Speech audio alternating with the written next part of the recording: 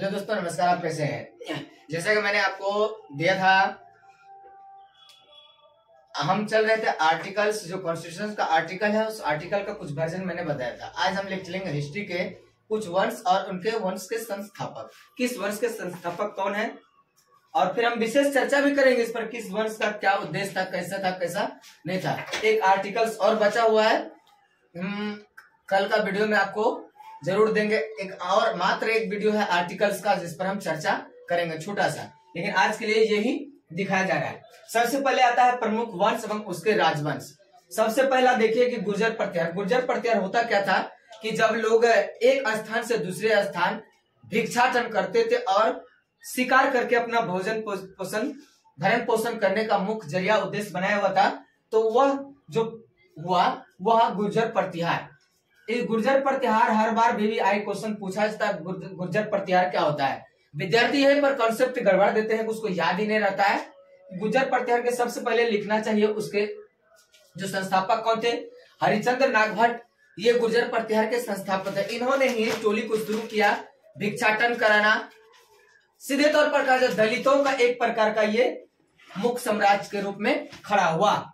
उसके बाद आता है मुगल वंश। कौन है? मुगलिया सल्तनत, एकदम 14वीं शताब्दी के आसपास में मुगल साम्राज्य का जो संस्थापक थे बाबर थे। उसके बाद आता है बहमनी साम्राज्य। हसन गंगू, ये जो थे हसन गंगू बहमनी साम्राज्य के संस्थापक थे। ये भी बहुत समय भारत में राज के बहुत तरह के देश विदेशों में भी फैले, अलग अलग जगहों पर अलग अलग सत्ता कायम किए। कौन? हसन वंश जो था बहमनी का। विजयनगर सम्राट बहलोल लोधी, ये मुख्य रूप से भारत के गुजरात में ज्यादा कायम रहा, और यही गुजरात में ज्यादा कायम रहने के कारण वह गुजरात आज भी प्रसिद्धि के नाम पर आगे बढ़ चुका है। और उसके बाद लोधी। लोधी से लोग को लगता है कि शायद इब्राहिम लोधी की बात हो रही है। इब्राहिम लोधी तो थे ही, अफगानी थे इब्राहिम लोधी, लेकिन इसके संस्थापक कौन थे? बहलोल लोधी। सैयद वंश जो है, सैयद वंश का विजय खान। देखिए खान में अंतर है। फिरोज खान थे, ना कि फिरोज खां थे। सब आदमी कंफ्यूज रहते हैं कि इंदिरा जो शादी किए थे फिरोज खां से, लेकिन खां से नहीं, खान से शादी की थी। और खान परिवार जो है भारत के महाराष्ट्र में सबसे ज्यादा है, और वहीं और दूसरा जगह नहीं मिला है अभी तक। लेकिन एक बार धर्म चक्र परिवर्तन चल रहा था, तो हिंदू समाज को जबरदस्ती इस्लाम कबूल कराया जा रहा था। तो उस समय लोग धर्म परिवर्तन तो कर लिए, लेकिन अपना टाइटल परिवर्तन कर लिए, काम उसका वही रह गया। तो लोग खां लिखाने लगे, जैसे दिनेश खां, उमेश खां, फलना खां, ये लोग रख लिए। उसके बाद था तुगलक वंश। गयासुद्दीन तुगलक, ये गयासुद्दीन तुगलक साम्राज्य का भी बहुत बड़ा अपना शक्तिशाली केंद्र रह चुका है।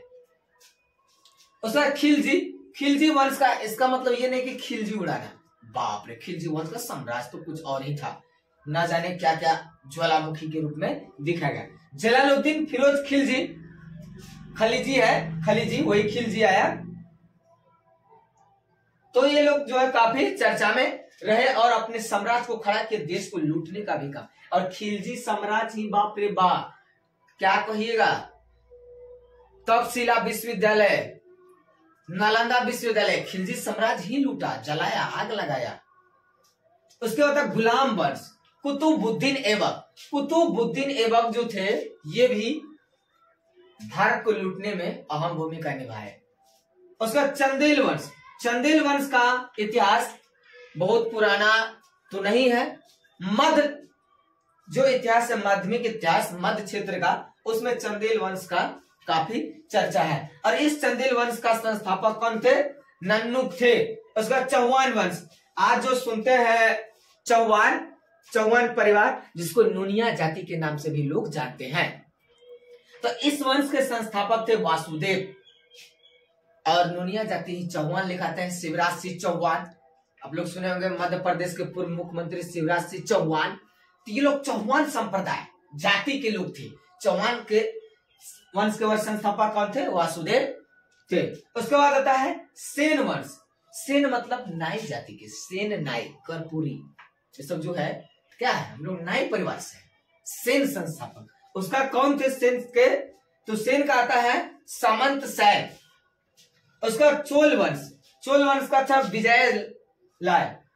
विजयालय। ये जो कौन हुए, चोल वंश के संस्थापक हुए, विजयालय। उसका चालुक्य कल्याण वंश, तैलभ द्वितीय के संस्थापक किस वंश के थे, तो चालुक्य कल्याण वंश के संस्थापक कौन, तैलभ द्वितीय। उसके बाद आता है राष्ट्रकूट वंश, दंती दुर्ग। ये जो है मुख्य रूप से जब युद्ध की बात किया जाए महाभारत काल में, दंती दुर्ग, राष्ट्रकूट वंश अभी वर्तमान में जो है इसका कुछ धरोहर बचा हुआ है, तो राजगीर, गया, नालंदा, नवादा में देखने को मिल रहा है। पाल वंश का सुने होंगे, धर्मपाल, शशिपाल, भोलापाल, ये सब पाल वंश के संस्थापक थे, सिंह विष्णु थे। कौन थे पाल वंश के संस्थापक, सिंह विष्णु।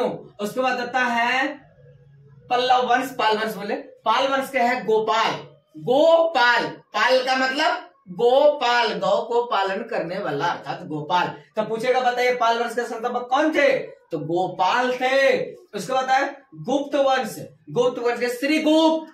कौन गुप्त, गुप्त का श्रीगुप्त, विलुप्त गुप्त, श्रीगुप्त। उसके बाद है आपका गुप्त वंश का हो गया श्रीगुप्त।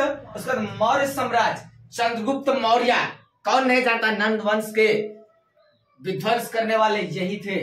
कौन, मौर्य साम्राज्य, चंद्रगुप्त मौर्य के द्वारा ही चाणक्य ने पूरे नंद वंश को नामो निशान मिटा के रख दिए। तब आता है नंद वंश, महापद्मनम। ये जो थे नंद वंश के संस्थापक थे, इसका पूरा विध्वंस करने का काम कौन के, मौर्य वंश के संस्थापक चंद्रगुप्त मौर्य। इसके पीएम के रूप में काम करने वाले मटेरियल कौन थे, नहीं पता है आप लोग को।